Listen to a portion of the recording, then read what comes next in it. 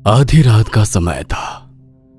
कुछ घंटे पहले 7 फेरे लेकर विनोद की अर्धांगिनी बनी रक्षिता लाल गुलाबों से सजी सेज पर बैठी आने वाले जीवन के सपनों में गुम थी। रक्षिता ने अपने लाल दुपट्टे से लंबा घूंघट निकाला हुआ था। कमरे में जल रही खूबसूरत सी लाइट कैंडल की मध्यम रोशनी में राजमहल की तरह सजा ये कमरा और भी खूबसूरत लग रहा था। अचानक ही एक तेज हवा का झोंका आता है और कमरे में जल रही कैंडल को बुझा देता है और उसी के साथ अभी तक भीनी भीनी भनक से सुगंधित कमरा अचानक ही गंदी बदबू से भर जाता है। ये क्या हुआ? ये हवा कहाँ से आई? मैंने तो कमरे की खिड़की दरवाजे सब बंद किए थे, ऊपर से ये बदबू। छी! रक्षिता अभी सोच ही रही थी कि अचानक तेज आवाज के साथ खिड़की और दरवाजे खुल जाते हैं, जिससे रक्षिता बुरी तरह चौंक जाती है। रक्षिता जाकर सभी खिड़की दरवाजे बंद करती है। जैसे ही वो अपने बिस्तर तक आने के लिए मुड़ती है, उसे अपनी कमर पर किसी का स्पर्श महसूस होता है और अगले ही पल उसे वहां तेज जलन महसूस होने लगती है। ये कैसी जलन है? रक्षिता अपना दुपट्टा हटाकर देखती है तो उसकी कमर पर एक हाथ का निशान छपा हुआ दिखाई देता है। ऐसा लगता था किसी ने गर्म सलाखों से उसे दाग दिया हो। रक्षिता दर्द से छटपटा रही थी।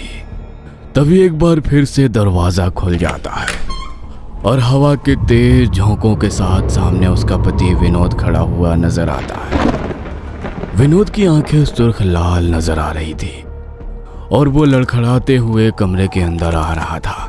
रक्षिता के नजदीक पहुंचकर वो शैतानी मुस्कान चेहरे पर रखकर उसकी ओर देखता है और उसकी कमर पर उसी जगह हाथ रख देता है जहां जख्म बना था।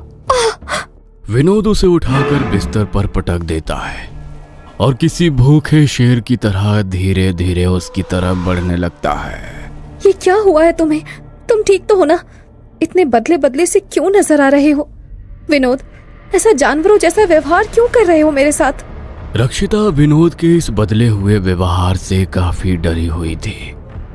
अचानक ही विनोद झपटा मारकर उसका दुपट्टा खींच लेता है और उसे दूर फेंक देता है, जिससे रक्षिता पहले से भी ज्यादा घबरा जाती है और अगले कुछ पलों में कमरे का वातावरण पूरी तरह से बदल चुका था। कमरे के दरवाजे से रक्षिता की दर्द भरी चीखें पूरे गांव में सुनाई दे रही थी, जिससे घबराकर लोग उसके घर के बाहर जमा हो जाते हैं। जब तक गांव के लोग रक्षिता के कमरे में पहुंचे, उसकी दर्दनाक मौत हो चुकी थी। रक्षिता का शरीर पूरी तरह से जला हुआ और उसकी लाश दुपट्टे के सहारे छत से लटकी हुई दिखाई दे रही थी। गांव वाले समझ नहीं पा रहे थे कि आखिर ये सब क्यों और कैसे हुआ। कुछ ही देर में रक्षिता का पति विनोद भी दौड़ते हुए रक्षिता के कमरे में पहुंचता है, जहां पर उसकी पत्नी की लाश लटकी हुई थी।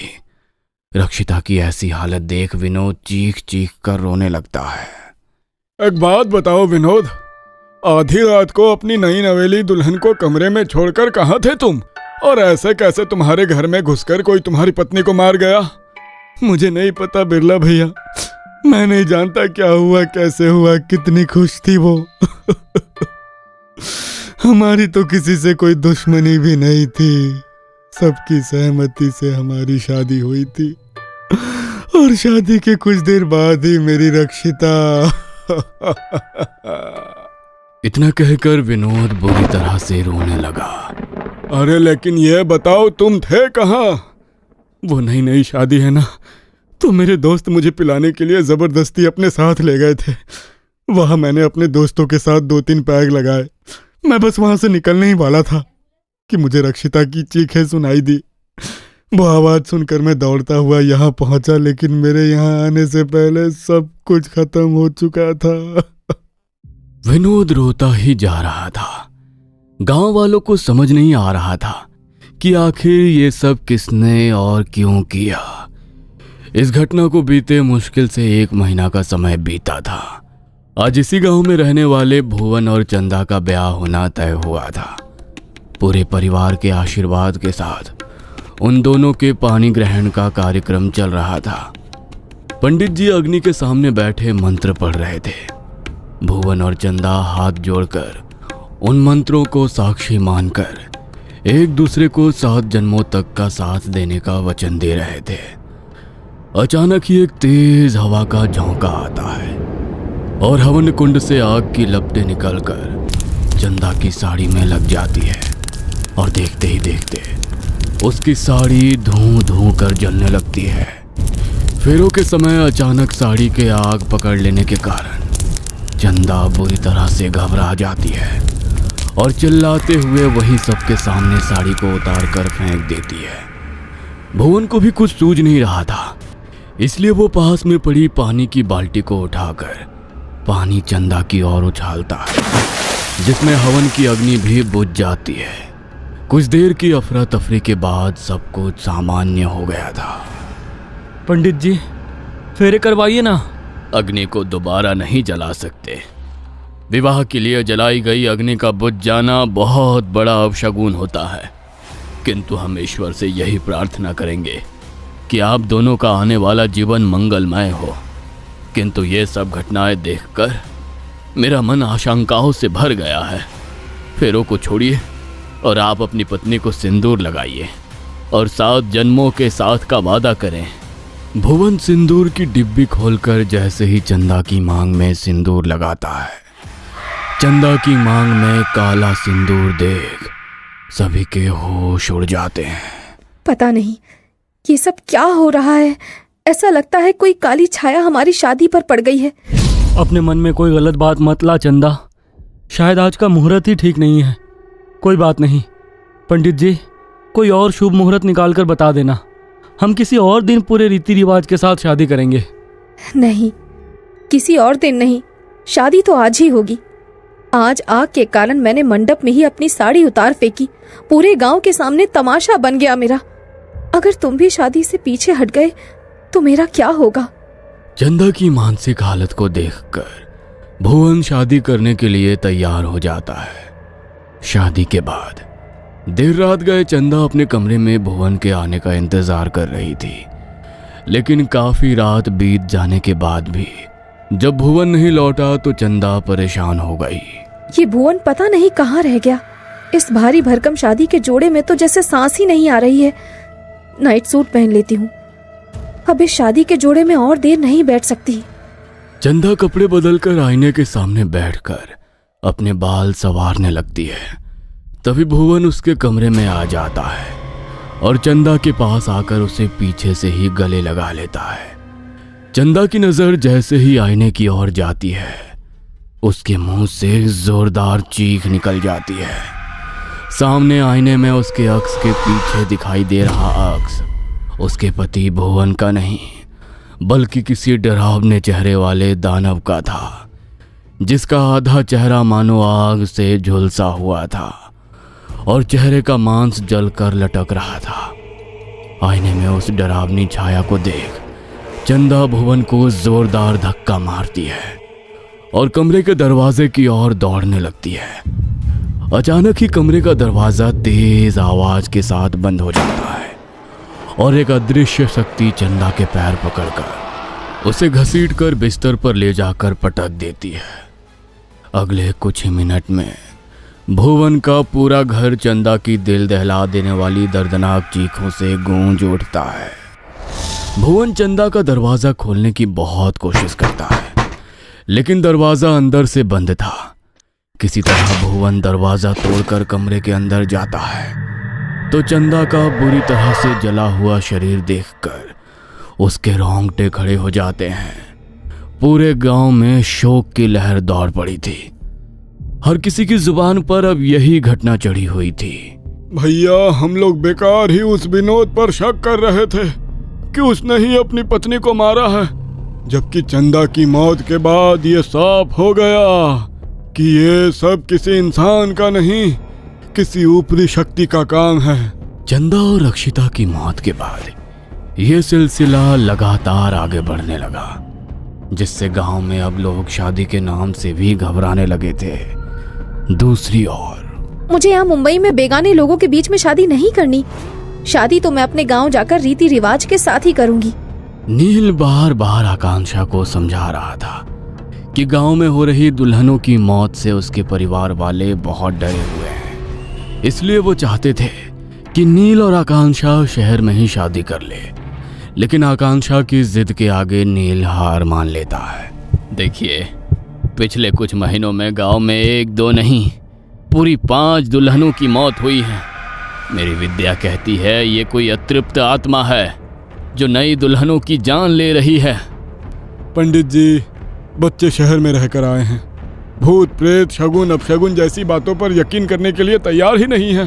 क्या करूं समझ नहीं आता। शादी तो ये दोनों करके ही रहेंगे। बस एक विनती है, आप कुछ ऐसा उपाय कर दीजिए ना कि मेरा बेटा बहुत सुरक्षित रह सके। पक्के तौर पर तो मैं नहीं कह सकता, लेकिन गांव में जो भी घटनाएं हुई हैं उसे देखकर यही समझ में आता है कि वो जो कोई भी है अकेले में ही वार करता है। इसलिए सबसे पहली बात, चाहे जो भी हो जाए, आकांक्षा को अकेले मत छोड़ना। शादीशुदा औरत की ताकत उसका पति होता है। मैं आपको एक मंत्र बता रहा हूँ। उस मंत्र को पढ़कर अपनी पत्नी का हाथ अपने हाथों में पकड़े रहना। ईश्वर की कृपा हुई तो कोई भी बुरी शक्ति आपको अलग नहीं कर सकेगी। पंडित जी के बताए अनुसार मंत्र जाप करके दोनों एक दूसरे का हाथ थामते हैं और इसी तरह पूरी शादी संपन्न हो जाती है। शादी के बाद नील और आकांक्षा अपने कमरे में पहुंच गए थे। देखा तुमने, कोई गड़बड़ नहीं हुई। अरे जरूर कोई सीरियल किलर है जो भूत प्रेत का नाटक करके गांव के लोगों को पागल बना रहा है। मैं बता रही हूँ नील, ये भूत प्रेत जैसी कोई चीज नहीं होती है। अच्छा, कब तक मेरा हाथ पकड़कर ऐसे ही बैठे रहोगे? कम ऑन, अब मेरा हाथ छोड़ भी दो। मुझे चेंज करना है, वॉशरूम भी जाना है। नहीं, आज रात को मैं तुम्हारा हाथ नहीं छोड़ूंगा। अगर आज रात किसी तरह बीत गई तो खतरा बहुत हद तक टल जाएगा। और फिर वैसे भी हमें कौन सा गांव में रहना है, कल ही हम फिर से शहर के लिए निकल जाएंगे। गांव का माहौल मुझे कुछ ठीक नहीं लग रहा है। कुछ तो है यहाँ जो आंखों से दिखाई नहीं दे रहा, लेकिन महसूस हो रहा है। हद हो गई है नील, तुम गांव वालों की बातों में आ गए हो। आकांक्षा अभी नील से बातें कर ही रही थी कि तभी उसे कमरे में सामने से नील आता हुआ दिखाई देता है। वही शेरवानी, वही चेहरा, जिसे देख आकांक्षा के माथे पर पसीना आने लगता है।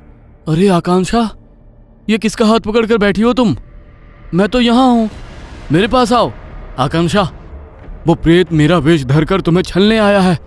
उसकी बातों में मत आना, मैं ही तुम्हारा नील हूँ। मुझे कुछ समझ नहीं आ रहा, ये सब क्या हो रहा है? देखो आकांक्षा, ये सब तुम्हारी नजर का धोखा है। अरे मैं ही तुम्हारा नील हूँ। ये प्रेत आत्मा मार डालेगी तुम्हें। मेरे पास आ जाओ आकांक्षा। याद है ना तुम्हें पंडित जी ने क्या कहा था? ये सब क्या हो रहा है मेरे साथ? तुम दोनों में से कौन असली है, कौन नकली? मुझे कुछ समझ में नहीं आ रहा है। छोड़ो मेरा हाथ। पागल मत बनो आकांक्षा। ये छलावा तुम्हें जानबूझकर भ्रमित कर रहा है ताकि तुम मेरा हाथ छोड़ दो और उसके बाद ये तुम्हें मार सके। याद है ना पंडित जी ने क्या कहा था? उसने कहा था जब तक हम दोनों साथ हैं ये हमारा कुछ नहीं बिगाड़ सकता। तभी तो मैं तुमसे कह रहा हूं ना आकांक्षा, जल्दी मेरे पास आओ। तुम इसकी बात सुन भी क्यों रही हो? ठीक है, तुम असली नील हो ना? तो बताओ वो मंत्र जो पंडित जी ने मुझे पढ़ने के लिए कहा था। नील की बात सुनकर अचानक ही नील के वेश में खड़ा वो छलावा अपना रूप बदलने लगता है और एक डरावने रूप में उनके सामने आ जाता है। चला जा यहाँ से, मैं तेरी जान बख्श दूंगा, वरना तुम दोनों मारे जाओगे। हमने क्या बिगाड़ा है तुम्हारा? क्यों मेरी आकांक्षा की जान के पीछे पड़े हो? इस गांव की लड़कियों ने आखिर क्या बुरा किया था तुम्हारे साथ? मैं तो इतने सालों बाद इस गांव में लौटी हूँ, मेरी क्या दुश्मनी है तुम्हारे साथ? छोड़ दो मुझे, हम वैसे भी कल सुबह ही गांव छोड़कर जाने वाले हैं, हमें जाने दो। कल सुबह का सूरज देख पाओगी तब तो गांव छोड़कर जाओगे ना। तुम्हारी जैसी लड़कियों को जीने का कोई अधिकार नहीं है। नफरत है मुझे तुम्हारी जैसी दुल्हनों से, नफरत। कुछ साल पहले मेरे कमरे में कहाँ घुसे चले आ रहे हो? तुम्हें क्या लगा था तुम्हारे जैसी बेहुदी शक्ल वाले आदमी को अपना परमेश्वर मानकर पूजा करूंगी? खबरदार जो मेरे कमरे में पांव भी रखा। शायद इसकी मर्जी के बिना शादी हुई है, इसलिए घबरा रही है। कोई बात नहीं, कुछ दिनों में खुद नॉर्मल हो जाएगी। दिन गुजरते जा रहे थे, लेकिन वैशाली माधव को अपने आसपास भी नहीं फटकने देती थी। वो उससे सीधे मुंह बात भी नहीं करती थी और पूरे गांव में सबके सामने उसका मजाक भी उड़ाया करती थी, जिसके कारण माधव मानसिक रूप से परेशान रहने लगा था। उस रोज माधव की शादी की सालगिरह थी। माधव ने अपनी जेब में रखे हुए पैसों से पत्नी के लिए एक गजरा खरीदा और उसे लेकर अपने घर की ओर बढ़ गया। घर पहुंचकर जो उसने देखा, उसके पैरों के नीचे से जमीन ही निकल गई। उसकी पत्नी किसी और आदमी के साथ थी और उसके कमरे से हंसने की आवाज सुनाई दे रही थी। माधव ने कमरे में झांक कर देखा, वैशाली ने अपनी शादी का जोड़ा पहना हुआ था और वो गैर मर्द के साथ हाथों में हाथ डाले बैठी हुई थी। माधव ये मानसिक आघात सह नहीं सका और उसी दिन माधव ने अपनी जान देकर इस कहानी को हमेशा के लिए खत्म कर दिया। जीवन भर पत्नी से मिले तिरस्कार, अपमान और धोखे ने माधव को जीते जी तो अतृप्त रखा ही, मरने के बाद भी वह एक अतृप्त आत्मा बनकर गांव में भटकने लगा और जो भी नई शादीशुदा दुल्हन उसे दिखाई पड़ती, उसमें उसे उसकी पत्नी का धोखा और फरेब ही दिखाई देता, जिसके कारण वो हर दुल्हन को तड़पा कर मारने लगा। लेकिन उसकी आत्मा की अतृप्ति इतनी दुल्हनों की जान लेने के बाद भी पूरी नहीं हो पा रही थी। जिस तरह से मैं तड़प तड़प कर मरा था ना, वैसे ही तू भी मरेगी और तेरी तरह हर वो दुल्हन मरेगी जो ये लाल जोड़ा पहनेगी। देखो, हम नहीं जानते तुम्हारे साथ क्या हुआ, लेकिन इतना कह सकता हूं कि तुम गलत सोच रहे हो। हर लड़की एक जैसी नहीं होती। मेरी पत्नी पर मुझे पूरा यकीन है और मैं उसे बहुत प्रेम करता हूं। जब तेरी पत्नी को छूकर मैं अपवित्र कर दूंगा, तब भी इतना प्यार कर पाएगा उसे? नहीं ना। प्यार तो मैं भी करता था वैशाली से, लेकिन उसे किसी और की बाहों में देखने से मुझे मर जाना बेहतर लगा। इतना कहकर उसने गुस्से से आकांक्षा की ओर देखा और देखते ही देखते उसके पैर किसी रबर की गुड़िया की तरह मुड़ने लगे। आकांक्षा की दर्द भरी चीखें सुनकर नील ने उसका हाथ और भी मजबूती से थाम लिया था। नील, ये तुम्हें मार डालेगा। तुम जाओ यहाँ से। मैं नहीं चाहती मेरी वजह से तुम्हें कुछ भी हो। प्लीज नील, जाओ। नहीं आकांक्षा, मैं तुम्हें अकेला छोड़कर नहीं जा सकता। जिएंगे तो साथ, मरेंगे तो साथ। इतना कहकर नील एक बार फिर से पंडित जी का बताया हुआ मंत्र दोहराने लगता है। आकांक्षा भी रोते हुए नील के साथ साथ वही मंत्र दोहराने लगती है, जिसे सुनकर माधव की शक्तियां कमजोर पड़ने लगती है। माधव गुस्से में उन दोनों की ओर देखता है तो दोनों हवा में उड़कर दीवार से जा टकराते हैं, लेकिन अभी भी नील ने उसका हाथ थामा हुआ था। मंत्रों की ऊर्जा और नील आकांक्षा के प्यार के आगे माधव की हार हो जाती है और वो वहां से धुएं का बवंडर बनकर गायब हो जाता है। खतरा अभी टला नहीं है। मैं विशेष मंत्रों की सहायता से इस गांव की सीमा को बांध देता हूं। उसके बाद अगली अमावस्या तक मैं हवन करूंगा। तब तक कोई भी गांव छोड़कर बाहर नहीं जाएगा। अमावस्या की रात। बाबा, मेरे ससुराल वाले मुझे मार डालेंगे। अभी इसी वक्त मुझे लेने आ जाओ, वरना अनर्थ हो जाएगा। तू चिंता मत कर बेटा, कुछ नहीं होगा। मैं अभी आ रहा हूं। बेटे की आवाज सुनकर सुधीर अपनी मोटरसाइकिल लेकर गांव की सीमा से निकल जाता है। तभी एक जोरदार बिजली कड़कती है और सुधीर के ऊपर जा गिरती है और उसी के साथ एक धुएंनुमा आकृति आकर सुधीर के पास खड़ी हो जाती है। क्या वाकई अंत हो गया इस गांव के श्राप का, या फिर वो लौट आया है? कहा जाता है कि अगर डाकिनी एक बार किसी के पीछे पड़ जाए तो उसके पूरे परिवार को खत्म कर देती है। लेकिन ये बात कितनी सच है या फिर महज गांव के लोगों का अंधविश्वास, ये कोई नहीं जानता। लोगों का कहना तो ऐसा भी है कि जिस स्थान पर डाकिनी का वास हो उसे कभी नहीं छेड़ना चाहिए, ना ही उसके स्थान को कभी खंडित करना चाहिए। जब डाकिनी से उसका स्थान छीन लिया जाता है तो वो बौखला उठती है, लेकिन अगर कोई ऐसा कर दे तो फिर उसके साथ क्या होगा। शहर में रहने वाली राठौड़ फैमिली गांव में अपने फैमिली फंक्शन में शामिल होने के लिए सालों बाद अपनी पुश्तैनी हवेली लौटते हैं। फैमिली में माँ पापा, उनका बेटा जतिन और बेटी साधना थे। गाड़ी में कई घंटे का सफर तय करके वो अपने गांव पहुंचे, लेकिन जैसे ही उन्होंने गांव पहुंचकर अपने गांव वाली हवेली का दरवाजा खोला तो अंदर से अचानक एक काली बिल्ली उनका रास्ता काटते हुए बाहर आई। हे भगवान, हवेली का दरवाजा खोलते ही ये कैसा अशुभ संकेत मिला है हमें। अरे क्या यहाँ पर आते ही शुभ अशुभ की बातें करने लगी तुम? बिल्ली है, छत से घर में घुस गई होगी, दरवाजा खोला तो आवाज सुनकर बाहर आ गई, और क्या, चलो अंदर। बहुत सालों बाद वो अपने गांव की पुश्तैनी हवेली में आए थे, इसलिए मनोहर ने पहले ही अपने बड़े भाई को बोलकर नौकरों से हवेली को साफ करवा लिया था। सब हवेली के अंदर वाले कमरे में बैठे थे। पापा, आपको नहीं लगता कि हवेली की हालत कुछ ज्यादा ही खराब हो गई है? हर जगह से पेंट उखड़ा हुआ है, घर में सीलन आई हुई है, सीमेंट झड़ रहा है। अब गांव आए हैं तो लगे हाथ घर भी रिनोवेट करवा लेते हैं। मैं भी यही सोच रहा था, एक दो दिन में बुलाता हूँ किसी को। अगले दिन मनोहर गांव के ठेकेदार को बुलाया और घर की रिनोवेशन के बारे में बात की। उनके घर के बगल में उन्होंने कुछ खाली जगह छोड़ी हुई थी, जहां एक पीपल का पेड़ था जिसकी छाया उनकी छत पर पड़ती थी। अरे भाई, घर की रिनोवेशन के साथ साथ इस पीपल के पेड़ को भी कटवा दो, हम ये एरिया कवर करवाना चाहते हैं। गांव में तो हम आते नहीं हैं, कल को यहाँ जमीन हड़प कर किसी ने कुछ बना लिया तो दिक्कत हो जाएगी।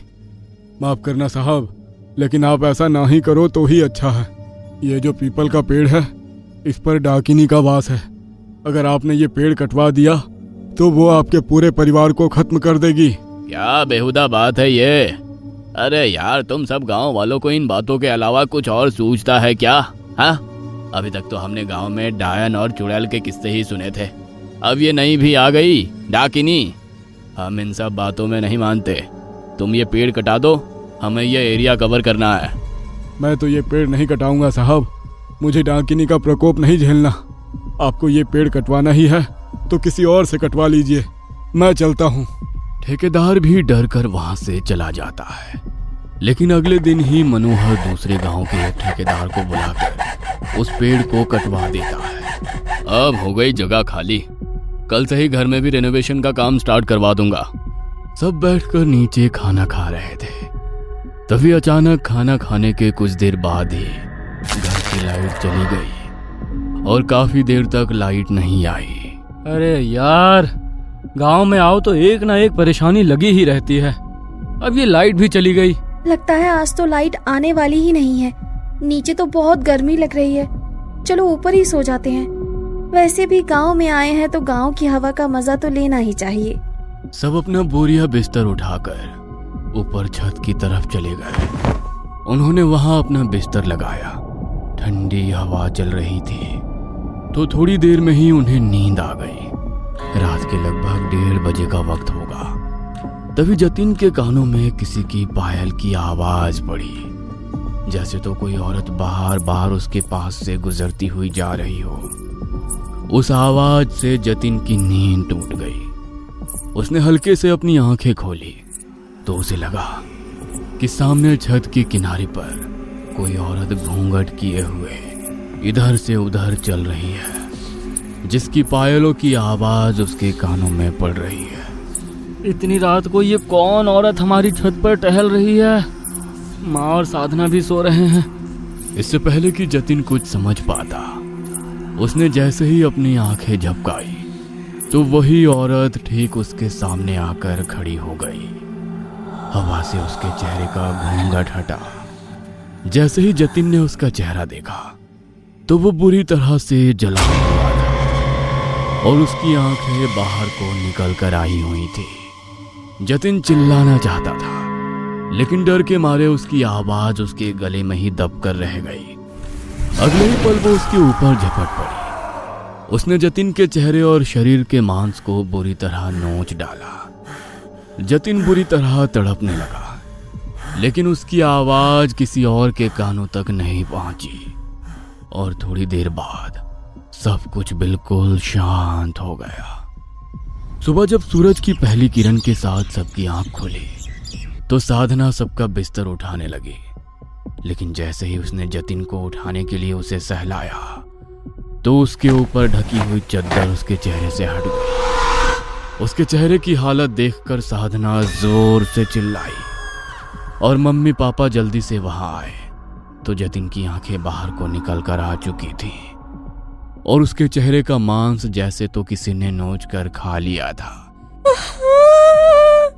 जतिन, मेरे बच्चे को क्या हो गया? किसने मार डाला उसे? जतिन, जतिन। उन लोगों की चीखें सुनकर आस पड़ोस के लोग वहां इकट्ठा हुए, लेकिन जतिन की हालत देखकर उन लोगों की भी आत्मा कांप उठी।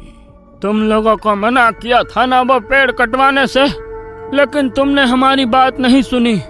अब देख रहे हो ना डाकिनी का प्रकोप। तुमने उससे उसका स्थान छीना है।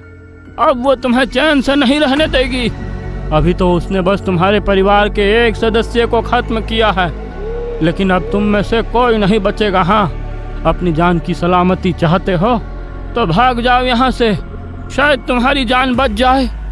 राठौर जी के बेटे का मृत शरीर उनकी आंखों के सामने पड़ा था, लेकिन उसकी मौत के दुख के साथ साथ अब उन्हें अपने परिवार के बाकी लोगों की भी चिंता थी।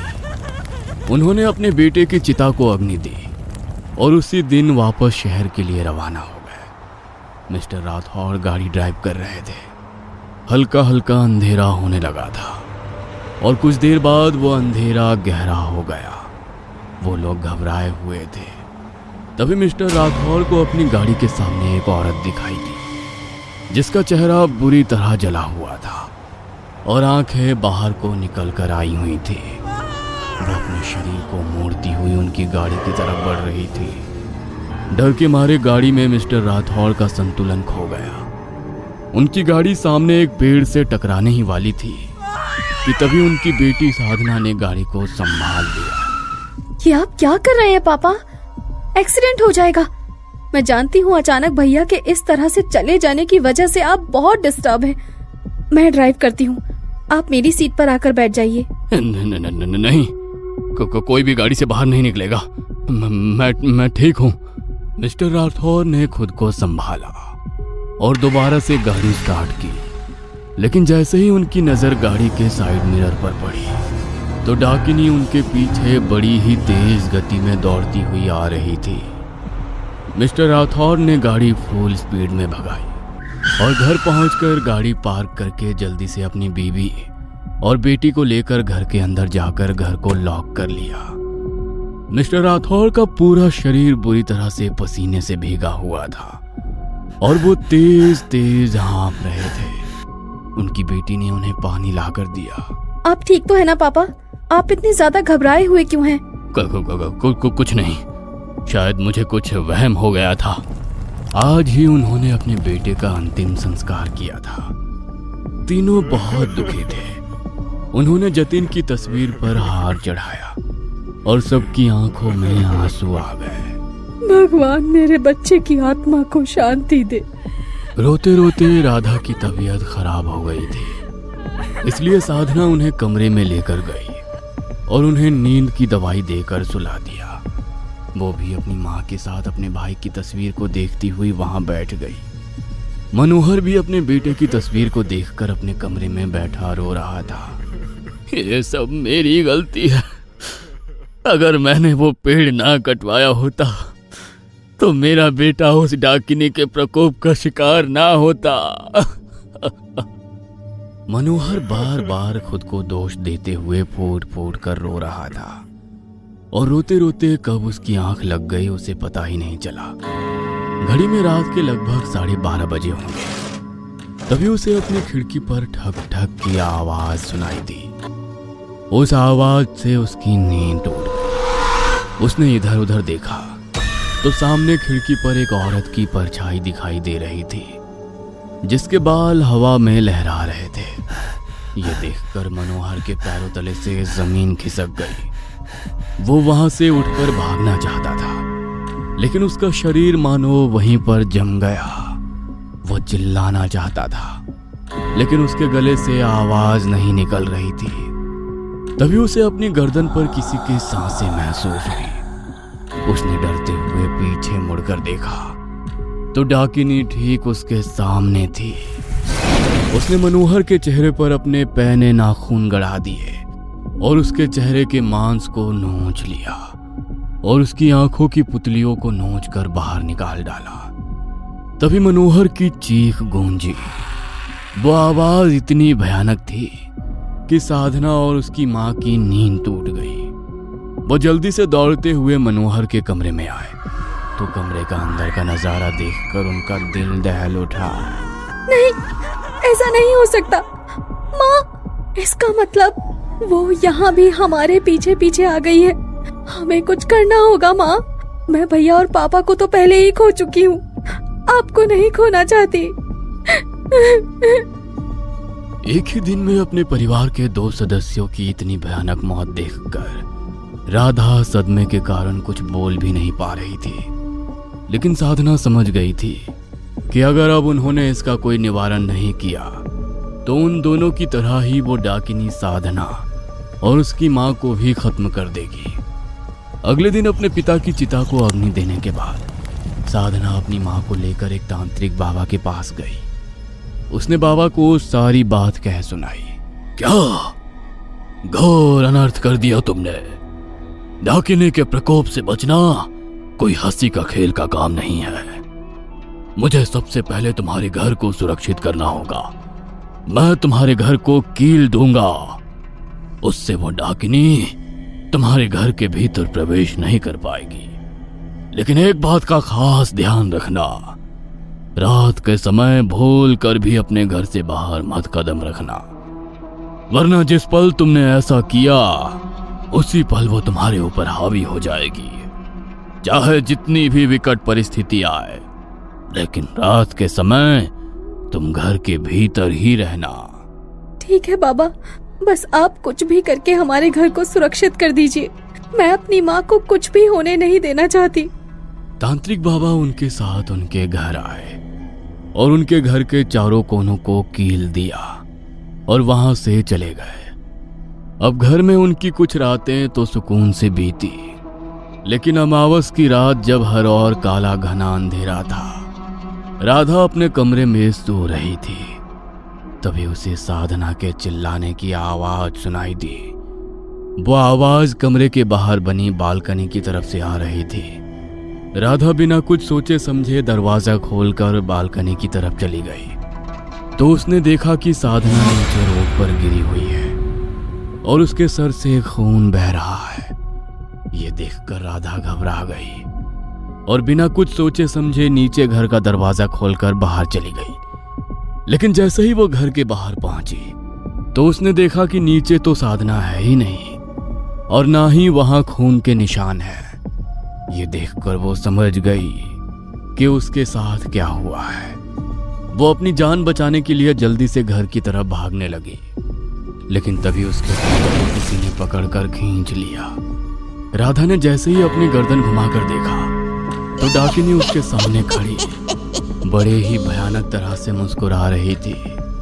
उसकी आंखों की पुतलियां बाहर को आई हुई थी। राधा उसे देखकर जोर से चिल्लाई। तभी उसने राधा के पूरे शरीर को बुरी तरह नोच डाला और उसकी आंखों की पुतलियां भी निकाल डाली। वो उसके मांस को चबा चबा कर खाने लगी। राधा को वो दर्द पूरी तरह महसूस हो रहा था और वो बुरी तरह से चीख रही थी। राधा की चीख की आवाज सुनकर अचानक साधना की आंख खुली। उसने पूरे घर में अपनी माँ को ढूंढा, लेकिन उसे वो कहीं नहीं मिली। तभी फिर से उसे अपनी माँ के चीखने की आवाज सुनाई दी। वो जैसे ही आवाज को सुनकर बालकनी में आई तो उसकी माँ गंभीर हालत में नीचे पड़ी हुई थी। माँ माँ माँ, ये क्या हुआ तुम्हें? तुम डरो मत, मैं अभी आती हूँ। अपनी माँ की ऐसी हालत देखकर साधना घबरा गई और जल्दी से नीचे की तरफ दौड़ी। वो अपनी माँ की तरफ बढ़ रही थी, तभी उसे अपने पीछे से किसी के कदमों की आहट सुनाई दी। उसने जैसे ही पीछे मुड़कर देखा तो डाकिनी उसके ऊपर झपट पड़ी और उसके शरीर के मांस के भी चिथड़े चिथड़े उड़ा दिए। उसने साधना की आंखों की पुतलियां निकाली और वहां से ओझल हो गई। साधना के पिता ने डाकिनी से उसका स्थान छीना था, इसलिए डाकिनी का श्राप उसके पूरे परिवार को लग गया और एक एक करके उनके पूरे परिवार को डाकिनी ने अपनी चपेट में ले लिया। ऐसी शक्तियां कभी किसी की सगी नहीं होती, इसलिए जो लोग हमें इनसे सावधान रहने को कहते हैं, हमें उनकी बात मान लेनी चाहिए, क्योंकि अक्सर गांव में फैली ये बातें अफवाहें नहीं होती, बल्कि इनके पीछे गहरी सच्चाई छिपी होती है। उस घर के आसपास से अब कोई नहीं गुजरता। लोगों का कहना है कि वो डाकिनी आज भी वहीं भटकती है और अमावस की रात अगर किसी पर उसकी नजर पड़ जाती है तो वो उसे भी अपना शिकार बना लेती है। कहते हैं कोई भी अतृप्त शक्ति बेवजह किसी के पीछे नहीं पड़ती। ऐसा कोई कारण जरूर होता है जिस कारण से व्यक्ति किसी अतृप्त शक्ति की चपेट में आ जाता है। न्यू इंग्लैंड समिति का साइकिल रिसर्च यानी कि NESPR अमेरिका की एक ऐसी संस्था जिसमें डैन रिवेरा एक प्राइम इन्वेस्टिगेटर थे। कई सालों तक अमेरिकन आर्मी में अपनी सेवाएं देने के बाद अंत में डैन रिवेरा ने पैरानॉर्मल चीजों पर इन्वेस्टिगेशन करने में अपनी रुचि दिखाई और अपना आर्मी का करियर छोड़कर वो एक पैरानॉर्मल इन्वेस्टिगेटर बन गए। कहा जाता है कि भूत प्रेत तंत्र मंत्र जैसी कई गुत्थियां उन्होंने अपने इस कार्यकाल में सुलझाई और एक प्राइम इन्वेस्टिगेटर बन गए। NESPR संस्था में सीनियर पद कार्य करने वाले डैन रिवेरा जुलाई 13 की सुबह अपने होटल के कमरे में बेहोशी की अवस्था में पाए गए। जैसे ही टीम ने उन्हें ऐसी हालत में देखा, आनन फानन में एम्बुलेंस बुलाई गई। CPR देने की असफल कोशिश और डॉक्टरों की टीम के प्रयास के बाद भी डैन रिवेरा की जान नहीं बचाई जा सकी। एक रात पहले तक स्वस्थ जीवन जी रहा व्यक्ति जो अपनी टीम के साथ एक विशेष टूर पर निकला था, अचानक अपने कमरे में मृत पाया जाता है। यह बात तब और भी ज्यादा रहस्यमयी हो जाती है जब डैन रिवेरा के उस विशेष टूर और होटल में होने का कारण पता लगता है। क्या आप जानते हो, एडवेंचर भी एक नशे की तरह होता है और जब इसकी लत लग जाती है तो और ज्यादा पाने के चक्कर में लोग किसी भी तरह का खतरा उठाने को तैयार हो जाते हैं। तो क्या इस कहानी में भी सिर्फ एडवेंचर और ज्यादा पैसे के नशे के कारण डैन रिवेरा को अपनी जान से हाथ धोना पड़ा? साल 2025 पैरानॉर्मल इन्वेस्टिगेशन टीम के सीनियर इंस्पेक्टर डैन रिवेरा के दिमाग में एक आइडिया आता है और वो अपनी टीम के साथ मिलकर कुछ अलग करने का विचार बनाते हैं। ये आइडिया कुछ ऐसा था जो पैरानॉर्मल चीजों में यकीन रखने वाले और ना रखने वाले दोनों के दिलों में हलचल मचा सकता था। वह कष्ट ऑब्जेक्ट्स जिनके बारे में आज तक आपने सिर्फ डरावनी कहानियां पढ़ी हैं, जिनकी फिल्में देखी हैं, अगर वही आपको देखने का मौका मिले तो दिल की धड़कनें बढ़ना तो आम सी बात है। और लोगों के इसी क्यूरियोसिटी का फायदा उठाकर NESPR ने $50 के बदले लोगों को कुछ ऐसा देने का वादा किया जिसका थ्रिल उन्हें रोमांचित कर दे। सभी मेन पॉइंट्स डिस्कस करने के बाद डैन रिवेरा और NESPR की टीम ने ऐलान कर दिया कि वो जल्द ही अमेरिका में एक टूर करने जा रहे हैं जिसका नाम होगा डेविल्स ऑन द रन, जिसमें वो शापित माने जाने वाली वस्तुओं को उनके संग्रहालय से निकालकर आम लोगों को देखने के लिए उपलब्ध कराएंगे। 13 जुलाई की रात पेंसिल्वेनिया में आयोजित Devils on the Run show का तीसरा और अंतिम दिन था। प्रदर्शनी के खत्म होने के बाद बाकी कस्ट ऑब्जेक्ट्स के साथ साथ अनाबेल डॉल को भी होटल की पार्किंग में खड़ी उनकी वैन में सुरक्षित रखने के बाद सभी लोग सोने के लिए चले जाते हैं। अगली सुबह जब डैन रिवेरा अपने कमरे से बाहर नहीं निकले तो उनकी टीम को कुछ समझ नहीं आया। होटल के स्टाफ के साथ जब उनके कमरे का दरवाजा खोला गया तो वहां पर जमीन पर पड़े हुए डैन रिवेरा को देखकर अफरा तफरी का माहौल बन गया। लाख कोशिशों के बाद भी डैन रिवेरा को बचाया नहीं जा सका और डॉक्टर ने उन्हें 13 जुलाई को ही मृत घोषित कर दिया। डैन रिवेरा की मौत को सामान्य मानने के लिए कोई तैयार नहीं था, क्योंकि मौत असामान्य इसलिए भी थी क्योंकि जिस Devils on the Run tour पर वो थे उसमें बाकी शापित चीजों के साथ साथ वो शापित गुड़िया भी थी जिसका इतिहास बहुत डरावना था। इस शापित गुड़िया एनाबेल का इतिहास बताने से पहले आपको ये पता होना चाहिए कि आखिर इतनी सारी शापित चीजों के बीच में होने के बाद भी हम सिर्फ एनाबेल डॉल की ही बात क्यों कर रहे हैं, क्योंकि ऐसे दावे किए जा रहे हैं कि डैन रिवेरा की मौत के बाद से एनाबेल गुड़िया लापता है। जी हाँ, अभी तक एनाबेल का कोई पता नहीं मिल पा रहा है। यह वही गुड़िया है जिसे 55 साल पहले एक शीशे के केज में बंद करके एक म्यूजियम में रखा गया था और उस पर बड़े बड़े शब्दों में चेतावनी लिखी गई थी कि किसी भी परिस्थिति में कभी भी इस गुड़िया को यहाँ से ना तो हिलाया जाए और ना ही इस केज को खोला जाए। लेकिन 55 साल बाद डैन रिवेरा ने एनाबेल को उसके ताबूत से बाहर निकाल दिया। तो क्या वाकई डैन रिवेरा की मौत के पीछे एनाबेल गुड़िया का ही हाथ है? एनाबेल गुड़िया कौन थी, उसका क्या इतिहास है और क्यों उसे कनेक्टिकट के संग्रहालय में रखा गया था? आइए पहले ये जानते हैं। ये कहानी वास्तव में साल 1970 में शुरू हुई थी, जब एक नर्सिंग की छात्रा को उसके जन्मदिन पर उसकी माँ एक डॉल गिफ्ट करती है। डोना ही वो लड़की थी जिसको वो गुड़िया गिफ्ट की गई थी। डोना अपनी नर्सिंग की पढ़ाई के लिए कनेक्टिकट के एक अपार्टमेंट में अपनी सहेली के साथ रहा करती थी। शुरू में तो डोना को वो गुड़िया बहुत पसंद आई थी। वो उसे अपने साथ रखती, सुलाती, उससे बातें करती। फिर धीरे धीरे डोना अपनी पढ़ाई में व्यस्त हो गई। लेकिन एक बात थी जो डोना को बार बार परेशान कर रही थी, और वो बात ये थी कि डोना बार बार महसूस करती कि वो गुड़िया को जिस भी कंडीशन में रखती है कुछ देर बाद उसकी पोजीशन, डायरेक्शन वगैरह बदल जाती है। डोना को अपने सवाल का जवाब नहीं मिल पा रहा था। शुरुआत में तो उसे यही लगा कि शायद वो इस डॉल के बारे में कुछ ज्यादा ही सोच रही है, लेकिन जब मन में एक बार शक पैदा हो गया था तो उसे दूर तो करना ही था। इसलिए डोना ने अपनी सहेली को इन सभी बातों के बारे में बताया।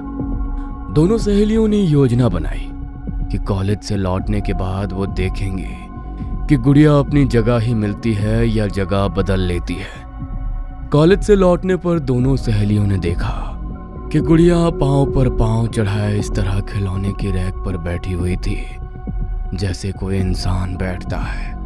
गुड़िया को इस तरह बैठे देख दोनों सहेलियों के दिल की धड़कनें तेज हो गई थी, लेकिन फिर भी वो समझ नहीं पा रही थी कि आखिर ये सब क्या हो रहा है।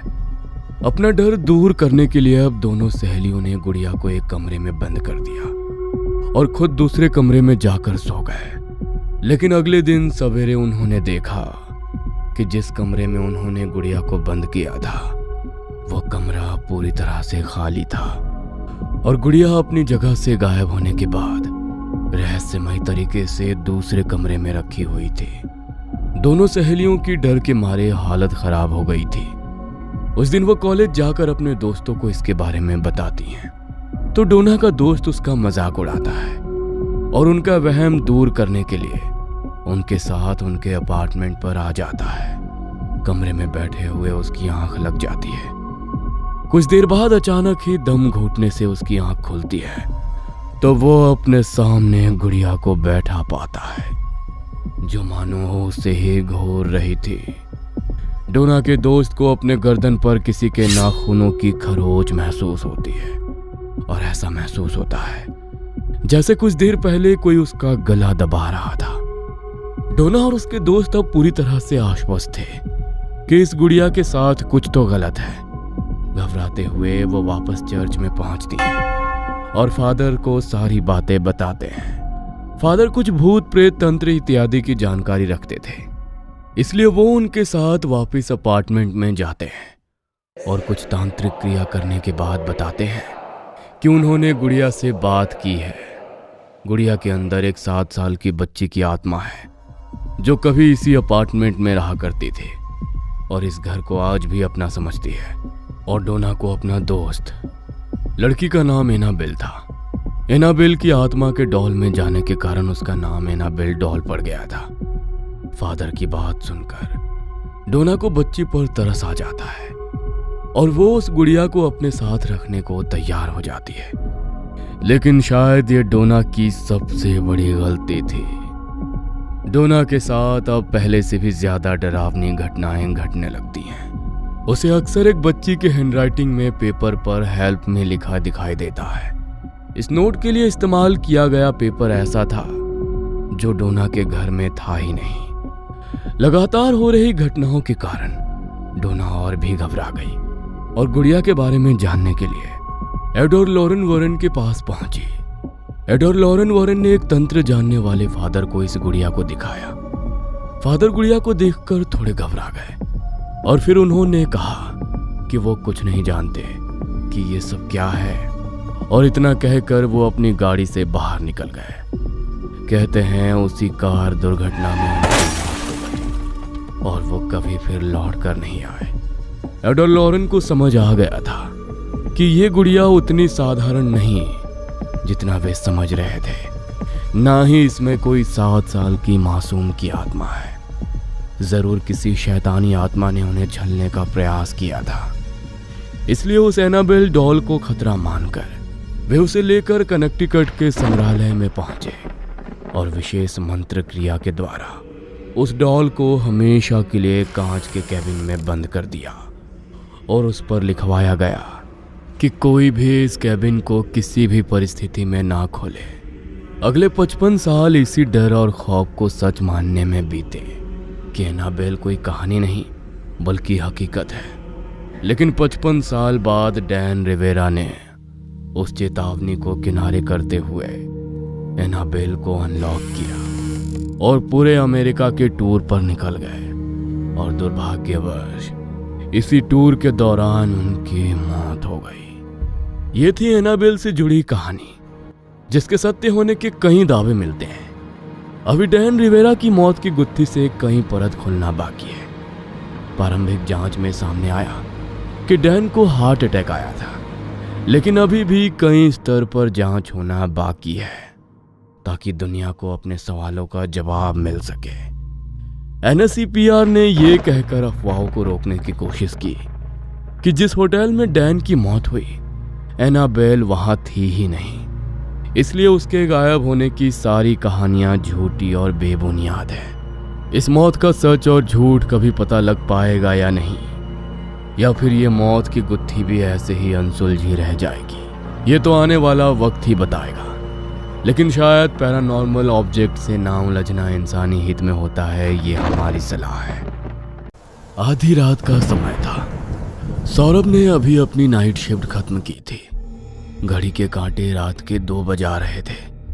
बाहर हो रही बारिश का आनंद लेने के लिए वो हाथ में कॉफी का कप पकड़कर बालकनी में आकर खड़ा हो जाता है, जहां से उसकी नजर मकान नंबर 13 की खिड़की पर जाती है, जहां से धुएं का बवंडर बाहर निकलता नजर आ रहा था। सौरभ को कुछ समझ नहीं आ रहा था कि आखिर इतनी रात गए धुआं क्यों और कैसे निकल रहा है। वह दौड़ते हुए अपने बेडरूम में जाता है और दूरबीन निकालकर 13 नंबर फ्लैट की खिड़की पर फोकस कर देता है। सौरभ का तीर मानो निशाने पर लगा था। खिड़की का पर्दा हटा हुआ था और अंदर मध्यम सी रोशनी में एक अग्निकुंड जलता नजर आ रहा था और उसके साथ रखी हुई थी एक अजीबोगरीब हुलिये वाली गुड़िया उस हवन कुंड के चारों ओर घेरा बनाकर शर्मा जी का पूरा परिवार बैठा नजर आ रहा था। वे सभी आंखें खोलकर कुंड को देखकर कुछ बड़बड़ा रहे थे। अचानक शर्मा ने हाँ में गर्दन हिलाई और वो अपनी जगह से उठ गए। उसके बाद वो कमरे में ही पहले से तैयार फंदे से जाकर झुल गए। सब कुछ इतनी शांति से हुआ कि सौरभ ये देखकर हैरान रह गया था। 7 लोगों के परिवार में एक व्यक्ति ने सबके सामने फंदे से लटक कर जान दे दी और बाकी लोगों के माथे पर शिकन तक नहीं आई। जिस पल सौरभ ने शर्मा को फंदे से झूलते देखा, उसी पल उसकी नजर शर्मा के पीछे लटके 4 और फंदों पर भी गई जो छत से झूलते नजर आ रहे थे। अभी अभी जो सौरभ ने देखा उसे देखकर एक पल के लिए उसका सर चकरा गया था। उसे अपनी आंखों पर यकीन नहीं हो रहा था। कुछ पल को वह ऐसे ही पत्थर बना वहां खड़ा रहा और उसके बाद उसने आओ देखा ना ताओ दूरबीन वहीं फेंक शर्मा जी के घर की ओर दौड़ लगा दी। जब तक वो शर्मा के दरवाजे पर पहुंचा, धुआं तेजी से पड़ोस के घरों के अंदर पहुंचने लगा था। सौरभ बेसूध होकर जोर जोर से शर्मा जी का दरवाजा पीट रहा था, लेकिन अंदर से कोई जवाब नहीं मिल रहा था। सौरभ के जोर जोर से दरवाजा पीटने और लगातार बढ़ते धुएं के कारण एक एक करके पड़ोसी अब घरों से बाहर आने लगे। सौरभ के कहने पर जब पड़ोस के लोग शर्मा जी के घर की खिड़की को किसी तरह खोलते हैं तो अंदर का नजारा देखकर सभी लोग दांतों तले उंगली दबा लेते हैं। हॉल में हवन कुंड में आग जल रही थी और पूरा परिवार फंदे से लटका हुआ था, लेकिन पड़ोस में किसी को चीखने चिल्लाने की आवाज सुनाई नहीं पड़ी थी। यहां तक कि दरवाजा भी अंदर से बंद था। यह सब क्या है कोई समझ नहीं पा रहा था। कुछ ही देर में पुलिस की 3 गाड़ियां कॉलोनी को घेर खड़ी थी। इतनी रात को क्या करने आए थे तुम यहाँ? तुम्हें कैसे पता चला कि यहाँ पर इतना बड़ा कांड चल रहा है? सौरभ ने इंस्पेक्टर को अपनी नाइट शिफ्ट होने की बात बताई और विस्तार से पूरा घटनाक्रम समझा दिया। मैंने अपनी आंखों से इस दूरबीन पर शर्मा जी को अपनी जान लेते देखा है। छत से 5 फंदे लटके थे, इसलिए मैं बाकियों को बचाने के लिए दौड़ पड़ा, लेकिन शायद देर कर दी मैंने। कोई था अंदर इनकी फैमिली के अलावा? मुझे तो कोई नहीं दिखा सर। पूरे परिवार की मौत के बाद पूरी कॉलोनी के लिए शर्मा जी के परिवार की आत्महत्या एक पहेली बन गई थी। शर्मा जी कॉलोनी के रसूखदार लोग थे। खुद का कपड़ों का अच्छा खासा बिजनेस था। रुपए पैसों की कोई कमी नहीं, ना कर्ज था ना परिवार में कलह। फिर क्यों पूरा परिवार अपनी जान ले लेगा? इस बात ने मोहल्ले वालों के साथ पुलिस की भी नींद उड़ाकर रख दी थी। मुझे तो टोने टोटके का मामला लगता है। पता लगाओ इसका पूरा परिवार किसी तांत्रिक बाबा के संपर्क में तो नहीं था। एक बार वो तांत्रिक बाबा मिल जाए, बाकी की कहानी तो वो खुद सुना ही देगा। 1 सप्ताह बाद थाने में। अरे ऐसे कैसे कह सकते हैं आप कि चाचा जी और उनके परिवार ने आत्महत्या की है? वो ऐसा कर ही नहीं सकते।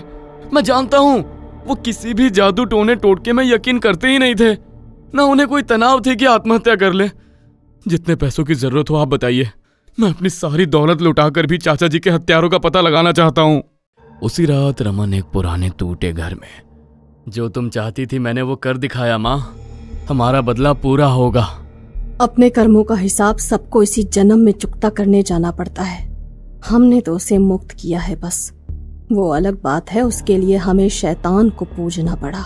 कुछ दिन पहले चाचा जी, पापा के जाने के बाद बहुत अकेला हो गया हूँ मैं। माँ घर छोड़कर चली गई और पापा उनके साथ तो जो आप जानते हैं। परिवार के नाम पर मेरे पास सिर्फ आप लोग हैं। क्या पापा की गलतियों को भुलाकर एक बार फिर से आप मुझे अपने परिवार का हिस्सा बना सकते हो? बाप की गलती की सजा हमेशा बेटा भुगते, ऐसा कोई जरूरी है क्या? नहीं बेटा, तेरे बाप ने जो किया उसे तो कई वर्षों पहले भूल चुका हूँ। ठीक है, आज से मेरे लिए तू भी मेरे बेटे की तरह है। बरसों पहले रमन के पिता सूरज ने बिजनेस में बहुत बड़ा घोटाला किया था। छोटे भाई की बेईमानी को बड़े भाई काशी ने माफ नहीं किया और उसे घर, बिजनेस और परिवार से बाहर फेंक दिया। अपने बच्चे और पत्नी के साथ सूरज दर दर की ठोकर खाता रहा। गरीबी और हताशा में वो नशे का आदी हुआ और फिर एक दिन नशे की गिरफ्त में आकर उसकी जान चली गई। पति की मौत के बाद रमन की मां का मानसिक संतुलन बिगड़ गया और वो भी एक रोज अचानक रमन को अकेला छोड़कर कहीं चली गई। रमन अब दुनिया में बिल्कुल अकेला था। 20 साल के रमन ने जब से होश संभाला था सिर्फ दुख तकलीफ ही देखी थी, इसलिए कोई और रास्ता ना देख अब वो अपने चाचा के पास मदद मांगने के लिए आया था। कुछ दिनों तक सब अच्छा चल रहा था। रमन चाचा के साथ बिजनेस में हाथ बटाने लगा था और उनके परिवार को अपना परिवार मानने लगा था। ये लो छुटकी, आज तुम्हारा जन्मदिन है ना, ये मेरी तरफ से तुम्हारे लिए। थैंक यू चाचू। ये कैसी डरावनी सी गुड़िया है, मुझे तो बड़ी अजीब लग रही है, हटाओ इसे। अरे चाचा जी, ये लबूबू डॉल है, बहुत फेमस है आजकल और बहुत महंगी भी मिलती है, खेलने दीजिए ना छुटकी को। अच्छा भाई, हमें तो ज्ञान नहीं है। लबूबू पाकर काशी की पोती 7 साल की छुटकी बहुत खुश नजर आ रही थी। शाम के समय छुटकी बेटा, कितनी बार इस डॉल को हटा दिया मैंने अपने कमरे से, बार बार मेरे बेड पर कैसे आ जाती है ये? लेकर जाओ अभी से यहाँ से। मम्मा कौन सी डॉल? मेरी डॉल तो मेरे पास है, ये देखो। क्या कहा? ऐसा कैसे हो सकता है? अभी 1 मिनट पहले तो मेरे बेड पर थी ये। अरे छोड़ो भी, एक कप चाय बनाकर पिलाओ। तुम भी क्या बच्चे के खिलौने के पीछे पड़ गई हो? सीमा उठकर रसोई में जाती है तो उसे अपने पीछे किसी की दबी आवाज में डरावनी हंसी सुनाई देने लगती है। वह बार बार मुड़कर देखती है लेकिन उसे पीछे कोई नजर नहीं आ रहा था। सिर्फ एक परछाई दिखाई दे रही थी जो उस लबूबू डॉल की ही थी। सीमा रसोई में जाकर चाय का पानी रखकर जैसे ही कबर्ड खोलकर चीनी का डब्बा उठाती है उसे वहां पर वही लबूबू डॉल रखी नजर आ जाती है। सीमा उसे देखकर डर जाती है और कांच का डब्बा सीमा के हाथ से छूटकर जमीन पर गिर पड़ता है, जिसके कारण हर तरफ कांच बिखर जाता है। नीचे बैठकर सीमा कांच के टुकड़े उठा ही रही थी कि तभी उसे अपने कानों में एक आवाज सुनाई देती है। सीमा, मेरे पास मेरी दुनिया में चलो, चलोगी ना? मैं चलने के लिए तैयार हूँ। सीमा की आंखों के आगे मानो अंधेरा छा गया था। उसी पल जमीन पर पड़ा कांच का टुकड़ा उसकी उंगली में घुस जाता है और उसके खून की कुछ बूंदें लबूबू के ऊपर जा गिरती है। उस दिन के बाद सीमा ने लबूबू के लिए कुछ भी कहना बंद कर दिया था। वो ना किसी से बात करती, ना हंसती मुस्कुराती, बस किसी सम्मोहन में जी रही थी मानो। आधी रात को सीमा का पति देखता है कि सीमा बालकनी में रेलिंग पर खड़ी होकर जोर जोर से हंस रही है। सीमा, ये क्या कर रही हो? अकेले में किससे बातें कर रही हो? हुआ क्या है तुम्हें? सीमा हंसकर एक और इशारा करती है। विजय देखता है कि वहां पर डॉल रखी हुई है। डॉल की ओर देखते ही उसकी आंखों के आगे अंधेरा छा जाता है। उसका पूरा शरीर मानो अभी उसके बस में ही नहीं था। ये मेरी दुनिया में आकर कितनी खुश है। तुम भी खुश रहना चाहते हो तो चलो मेरी दुनिया में। मैं भी चलूंगा। एक एक करके डॉल ने घर में सभी को अपने सम्मोहन में ले लिया था। अगले 3-4 दिन के अंदर पूरा परिवार लबूबू के रिमोट से चलने वाला खिलौना बन गया था। दूसरी ओर माँ, समय आ गया है। आज रात को हमें अपना अधूरा काम पूरा करना है। उस गुड़िया पर टोटका छोड़कर हमने ऐसा तीर चलाया है कि कोई कभी जान ही नहीं पाएगा कि वो लोग आखिर क्यों और कैसे मरे। जिनकी वजह से हमने अपना सारा जीवन मौत से भी बदतर बिताया, उन्हें तो मरना ही होगा। याद है ना कैसे कुत्तों वाली मौत मिली थी तेरे बाप को? सब याद है माँ। मैंने उनके घर में सेंध लगाई ही इसलिए है ताकि उन्हें खत्म ही कर दूं और कोई शक भी ना कर पाए। उसी रात रमन ने अपनी माँ के साथ तंत्र मंत्र का सामान रखकर विधि शुरू कर दी और दूसरी ओर काशी का पूरा परिवार भी वही कर रहा था जो लबूबू उन्हें करने के लिए कह रही थी। इधर रमन ने अपने पास रखी लबूबू के ऊपर से नींबू मिर्च घुमाया और उधर रमन के चाचा ने अपने पूरे परिवार के ऊपर से नींबू मिर्च उतार कर कुंड में डाल दिया। उसके बाद रमन ने एक एक करके सुइयां चुभाना शुरू किया और उसी के साथ एक एक करके पूरे परिवार ने खुद को फंदे से लटका लिया। अंत में रमन ने अपनी लबूबू को आग में डालकर विधि खत्म की और फिर अच्छे भतीजे होने का ड्रामा करते हुए रोते पीटते पुलिस के पास पहुंच गया। चाचा के पूरे परिवार की मौत होने के बाद रमन अपनी मां को लेकर चाचा काशी के घर पर रहने के लिए आ गया था। देर रात गए वो काशी के आलीशान बेडरूम में चैन से सो रहा था कि तभी उसे कमरे में किसी की शैतानी हंसी सुनाई देती है। रमन घबराकर अपनी आंख खोलता है तो देखता है कि उसके बेड पर लबूबू डॉल रखी हुई है और उसे ही घूर रही है। मैं भी कुछ ज्यादा ही सोच रहा हूं। उस टोटके का असर अब खत्म हो चुका है। अब ये मेरा कुछ नहीं बिगाड़ सकती। शायद ज्यादा सोचने के कारण ऐसे ख्याल मुझे आ रहे हैं। रमन आंखें बंद करके सोने की कोशिश कर रहा था कि तभी उसे अपने पांव पर कुछ चुभन का एहसास हुआ।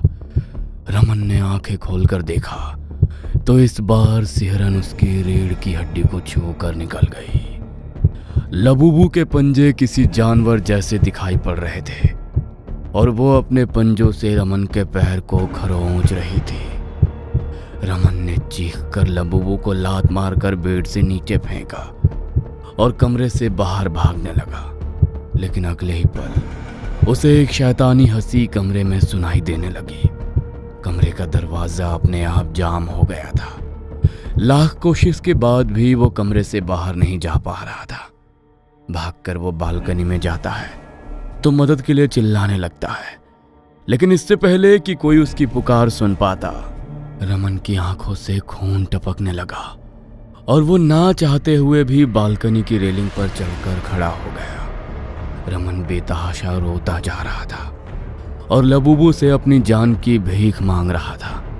लेकिन अगले ही पल रमन को लगा मानो किसी ने उसे पीछे से धक्का दे दिया हो। वो रेलिंग से नीचे जा गिरा और उसी पल उसकी मौत हो गई। अगले दिन सुबह पुलिस को उसका खून से लथपथ शव बरामद हुआ। लाख कोशिश के बाद भी रमन की मौत भी पुलिस के लिए पहली बनी रही। अंत में आसपास के लोग उस बंगले को शापित मानने लगे और वहां ताला लगा दिया गया। वो लबूबू आज भी उस बंगले के अंदर अपने अगले शिकार के इंतजार में बैठी हुई है। कहीं आपने भी लबूबू डॉल तो नहीं खरीदी? कहीं उसका अगला शिकार आप तो नहीं? हैलोवीन की रात थी। इलियाना डरावना हैलोवीन कॉस्ट्यूम पहने अपने घर पर अपने फ्रेंड्स के आने का वेट कर रही थी। घर के अंदर उसने बहुत ही स्पूकी हैलोवीन डेकोरेशन की हुई थी। कुछ ही देर बाद घर की डोरबेल बजी। लगता है आ गए ये तीनों। लेकिन थोड़ी देर पहले जब मैंने कॉल किया था तो बोल रहे थे कि अभी आने में टाइम लगेगा, तो फिर इतनी जल्दी कैसे आ गए? दोबारा से डोरबेल बजी। इलियाना ने जाकर दरवाजा खोला मगर सामने देखा तो वहां पर कोई नहीं था। अच्छा मजाक है। तुम्हें क्या लगता है तुम्हारी इन बच्चों वाली हरकतों से मैं डर जाऊंगी? पता है मुझे तुम तीनों यहीं पर हो। तभी फिर से डोरबेल बजने की आवाज आई मगर इलियाना तो दरवाजे पर ही खड़ी थी। तो फिर डोरबेल किसने बजाई? ये बात सोचकर इलियाना की जान उसके हलक में अटक गई। वह हाँफने लगी। उसका चेहरा डर से भर चुका था। तभी स्टोर रूम की दीवार के पीछे से वो तीनों हैलोवीन की कॉस्ट्यूम पहने हंसते हुए इलियाना के सामने आकर खड़े हो गए। इसकी शक्ल तो देखो जरा, क्या 12 बजे हैं चेहरे पर। क्या कह रही थी? मैं तुम्हारी इन बच्चों वाली हरकतों से नहीं डरने वाली। अरे आवाज तुम्हारी डोरबेल से नहीं, हमारे फोन से आई थी। बेचारी बच्ची। तुम तीनों को तो मैं छोड़ूंगी नहीं। इलियाना अपने दोस्तों जॉर्ज, पीटर और क्रिस्टीना को लेकर घर के अंदर आई और उसने अंदर से दरवाजे को लॉक कर दिया। वो चारों ड्राइंग रूम में जाकर बैठ गए। क्रिस्टीना, मैंने ओवन में केक निकालकर किचन स्लैब पर रखा है, तुम प्लीज उसे कट करके ले आओगी? ठीक है, मैं लाती हूँ। क्रिस्टीना जैसे ही केक लेने किचन की तरफ गई वैसे ही इलियाना ने हंसते हुए टेबल के नीचे से कुछ निकाला। ये क्या है? अरे भूल गया क्या? वही गेम है ये जिसके बारे में तुम्हें बताया था मैंने। प्रैंक करना है ना क्रिस्टीना के साथ। लेकिन जरा ध्यान से, तुम्हें पक्का पता है ना इस गेम से सचमुच कोई आत्मा नहीं आने वाली? अरे हाँ हाँ, ये तो बस मुझे बुक स्टोर से मिल गया था, कोई सचमुच का हॉरर गेम नहीं है ये। थोड़ी देर बाद क्रिस्टीना किचन से सबके लिए केक लेकर आई। वो सब वहां बैठकर केक खा रहे थे। आज हेलोवीन है गाइस, कुछ तो इंटरेस्टिंग करो। चलो ये गेम खेलते हैं। आत्माओं को आज अपने पास बुलाते हैं, बातें करते हैं उनसे। आत्माएं? कैसी आत्माएं? कैसी आत्माएं मतलब? ये एक हॉरर गेम है आत्माओं से कनेक्ट करने का। अगर किसी सोल को हमारी मदद चाहिए तो वो इसके जरिए हमसे बात कर सकती है और हम उसे मुक्त कराने के लिए उसकी हेल्प कर सकते हैं। नहीं, मैंने सुना है ऐसे गेम्स ठीक नहीं होते। लोग ऐसे गेम से आत्माओं को बुला तो लेते हैं लेकिन उन्हें वापस नहीं भेज पाते। बहुत से लोगों की जान भी गई है ऐसे गेम्स की वजह से। मुझे ये नहीं खेलना। अरे बाबा डोंट वरी, इतना मत डरो, कुछ नहीं होगा। हमें बस सोल से कनेक्ट करना है और उसकी हेल्प करनी है। हम चारों को एक घेरा बनाकर एक दूसरे का हाथ पकड़कर बैठना होगा। नीचे आ जाओ। क्रिस्टीना उस गेम को खेलने से बहुत डर रही थी, मगर बार बार उन सबके कहने पर वो घबराती हुई घेरा बनाकर उनके साथ बैठ गई। घेरे के चारों तरफ इलियाना ने एक एक मोमबत्ती जलाकर रख दी। उन चारों ने गेम बोर्ड के ऊपर अपना हाथ रखा। अगर हमारे आसपास कोई अतृप्त आत्मा है जिसे हमारी मदद की जरूरत है तो इस बोर्ड के जरिए हमें अपने यहाँ होने का संकेत दो। इलियाना ने जैसे ही ये कहा, अचानक ड्राइंग रूम की खिड़की बड़ी तेज आवाज के साथ खुली और वहां पर जल रही मोमबत्तियां भी हवा के झोंके से बुझ गई। ये सब क्या हो रहा है? बीच में मत बोलो क्रिस्टीना। आओ, हमारे सामने आओ, हमें अपनी मौजूदगी का एहसास कराओ। इतना बोलकर इलियाना ने कुछ बड़बड़ाना शुरू किया। तभी क्रिस्टीना को अपने कंधे बहुत ही भारी महसूस हुए। उसे लगा जैसे उसके पूरे शरीर को मानो किसी ने जकड़ लिया हो। उसकी सांसें भारी होने लगी। उसे लगा जैसे उसके पैरों को किसी ने पकड़ लिया है। मेरे साथ मजाक करना बंद करो पीटर। मुझे पता है तुमने ही मेरे पैर को पकड़ा है। मुझे ऐसा मजाक पसंद नहीं। क्या? अरे पागल हो गई हो क्या? ध्यान से देखो जरा, तुमने मेरा हाथ पकड़ा हुआ है तो भला मैं कैसे तुम्हारे पैर को पकड़ सकता हूँ? हमें डराओ मत क्रिस्टीना, हमें पता है अभी कोई आत्मा यहाँ पर नहीं आई है। नहीं, कोई तो है यहाँ पर। तभी फिर से तेज हवा के झोंके से खिड़कियां जोर जोर से बजने लगी और उसी वक्त क्रिस्टीना को इलियाना के पीछे एक भयानक आत्मा दिखाई दी जो उसी की ओर बढ़ती हुई आ रही थी। उसे देखकर क्रिस्टीना जोर से चिल्लाई।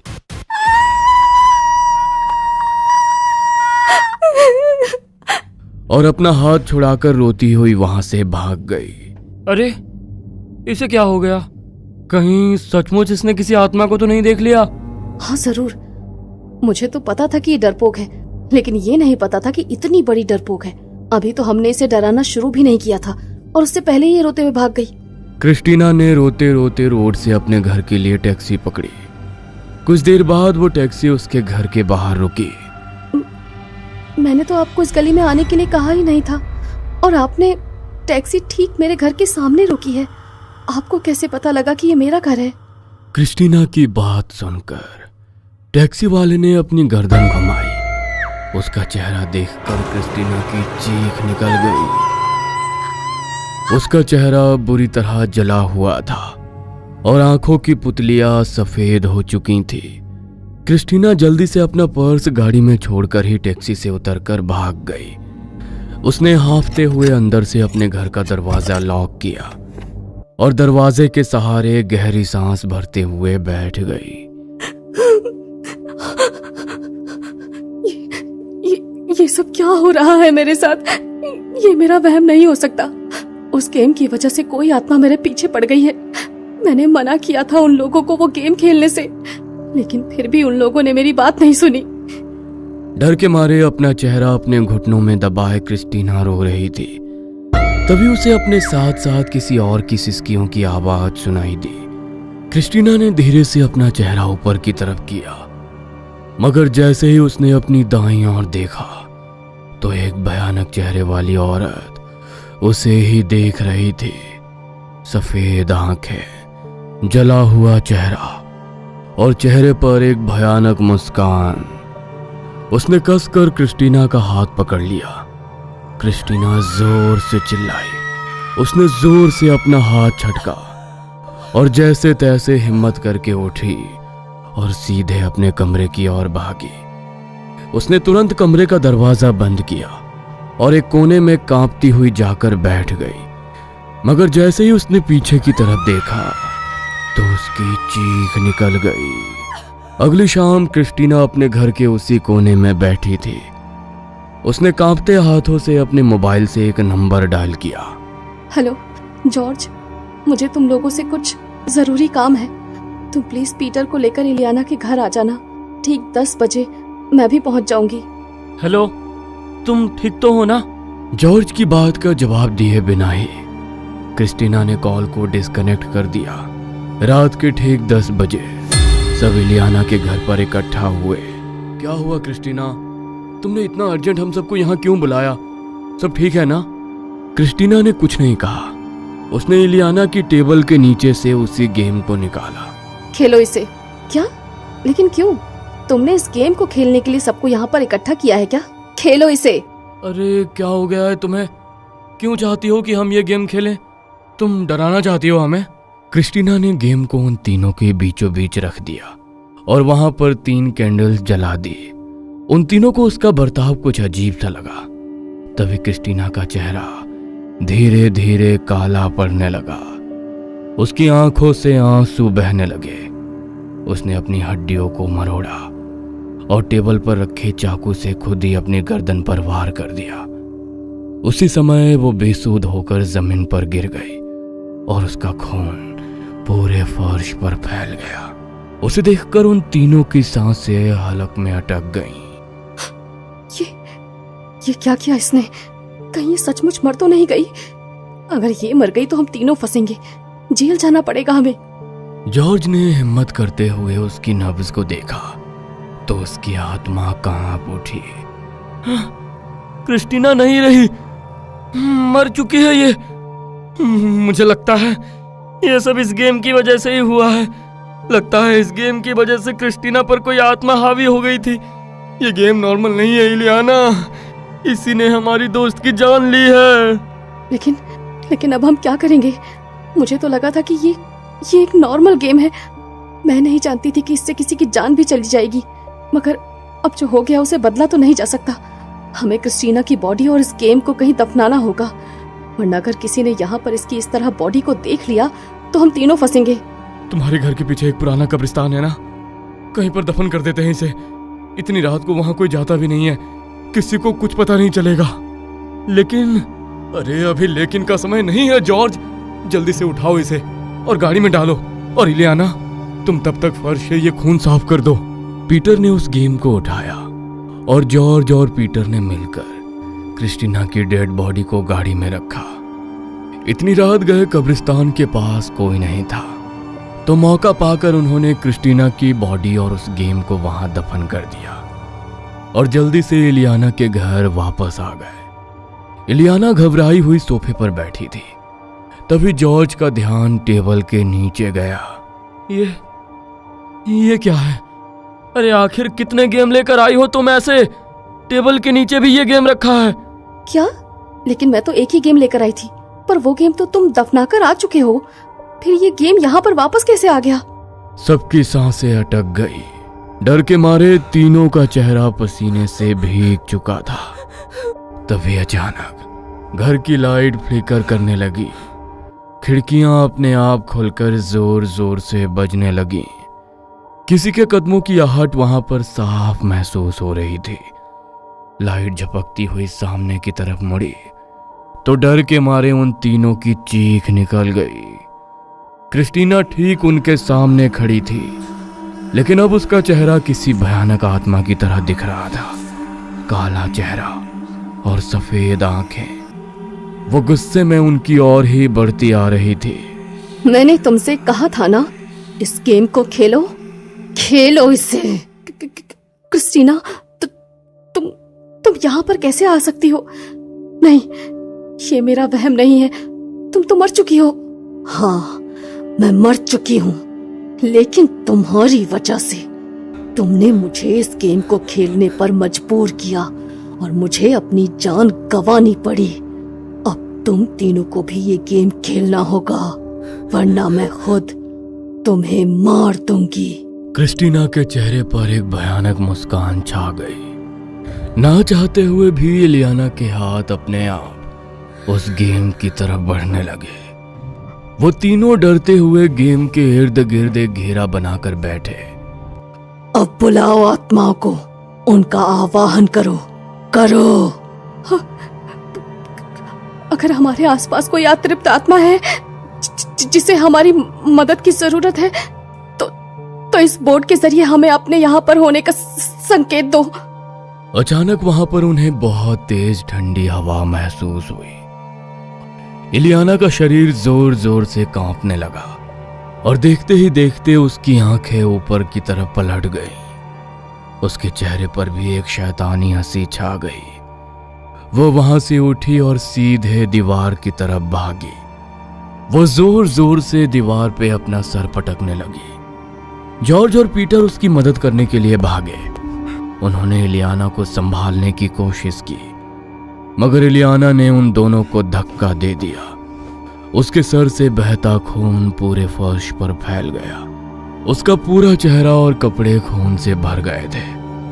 लगभग 2 मिनट बाद वो निठाल होकर वहीं गिर पड़ी। जॉर्ज ने उसे छूकर देखा तो वो मर चुकी थी। तभी जॉर्ज को पीछे से एक भयानक हंसी सुनाई दी।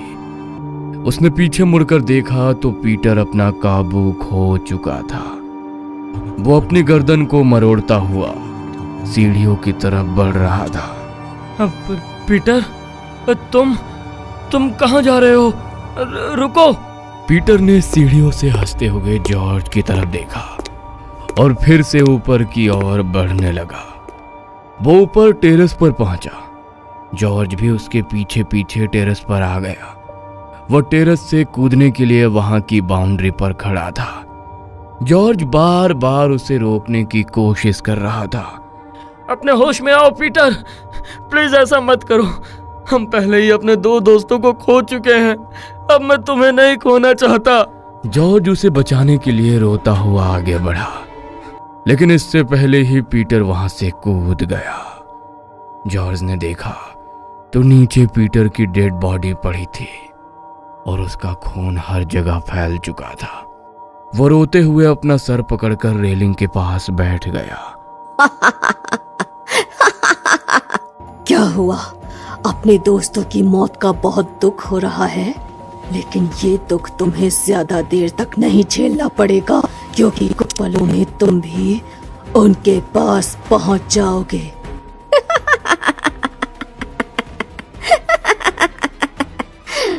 नहीं क्रिस्टीना, प्लीज ऐसा मत करो। मैं जानता हूँ कि तुम्हारे साथ बहुत गलत हुआ, लेकिन हम में से किसी ने भी तुम्हारे साथ जानबूझकर ऐसा नहीं किया था। अरे हम तो बस तुम्हारे साथ एक प्रैंक करना चाहते थे। हमें नहीं पता था कि उस गेम से सचमुच कोई आत्मा आ जाएगी और किसी पर हावी हो जाएगी। जो कुछ भी हुआ अनजाने में हुआ, इसमें किसी की कोई गलती नहीं थी। अगर तुम्हें अभी भी लगता है कि हमने जानबूझकर तुम्हारे साथ ऐसा किया तो मार दो मुझे। वैसे भी उस मनहूस गेम की वजह से अपने तीनों दोस्तों को खो चुका हूं मैं। तुम जैसा चाहो वैसा करो मेरे साथ। जॉर्ज रोता हुआ वहां बैठ गया। उसकी बातें सुनकर और आंखों के आंसू देखकर क्रिस्टीना को एहसास हुआ कि उसके साथ जो भी हुआ वो एक बहुत बुरा इत्तेफाक था। किसी ने भी जानबूझकर उसके साथ ऐसा नहीं किया था। कुछ देर बाद जब रोते हुए जॉर्ज ने अपना चेहरा ऊपर किया तो देखा कि क्रिस्टीना की आत्मा वहां पर नहीं है। वो कुछ देर वहीं पर बैठा रहा, मगर वहां कोई हलचल नहीं हुई। वो समझ गया कि क्रिस्टीना ने उसे माफ कर दिया है। अगले दिन इलियाना और पीटर की फैमिली ने उनकी अंतिम क्रियाएं की। क्रिस्टीना की फैमिली में कोई नहीं था, इसलिए जहां पर उसकी डेड बॉडी को दफनाया गया था वहां पर फादर ने उसकी अंतिम क्रियाएं पूरी की ताकि उसे भी मोक्ष मिल सके। हैलोवीन की उस एक रात ने 3 जिंदगियों को हमेशा के लिए छीन लिया। अगर आप भी अपनी इस हैलोवीन पार्टी में आत्माओं से कांटेक्ट करने के लिए ऐसा कोई गेम खेलने के बारे में सोच रहे हैं तो जरा सावधान रहना, वरना कहीं ऐसा ना हो कि उन तीनों की तरह ये आपका भी आखिरी हैलोवीन हो।